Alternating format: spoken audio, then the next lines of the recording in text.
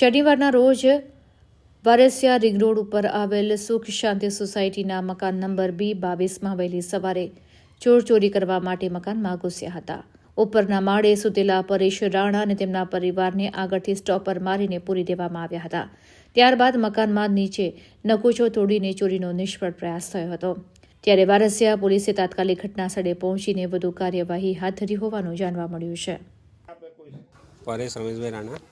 હવે રાત્રે અમે સૂતા હતા એટલે સવારે 5:30 વાગે દરવાજાનો અવાજ આવ્યો તો મને થયું કે કોણ છે ખબર નહીં. નીચે તો અમે લોક મારીને આવીએ છીએ તો ઉપર જોયું તો દરવાજો બંધ હતો એટલે અમે ઠોક્યું, જોરથી બૂમો પાડી કે કોણ છે. તો નીચેથી દાદર ઉતરીને દોડ્યા એક બાઇક સામે ચાલુ કરીને ભાગ્યા.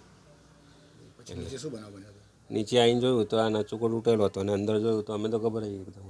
તો અંદર જઈને જોયું તો શું થયું છે, તો અંદર જોયું તો મમ્મી ને પપ્પા બેસેલા હતા, બૂમ કરતા. ચોરી નિષ્ફળ ગયો. અને આ સવારે 5:45 વાગે બને એટલે અમને તો ગભરાઈ ગયા કે સવારે 5:45 વાગે આવી સિક્યોર છે નહીં કોઈ સાથે. પોલીસ આવી સવારે 6:30 વાગે. એમને કીધું કે તમારી કમ્પ્લેન લેવી હોય તો ગાડીમાં બેસી જાઓ. ગાડીમાં બેસવાનું કે એટલે હું તો ગભરાઈ ગયો. એટલે ગાડીમાં પછી લઈ જાય તો એ આપણે તો એવું થાય કે ચોરી કરવાળો કરીને જતો રહે ને બેસવાનું આપણે થશે, દિવસ બગડશે. તો આજે દિવસ બગડ્યો છે, મારે જોબની રજા પડી.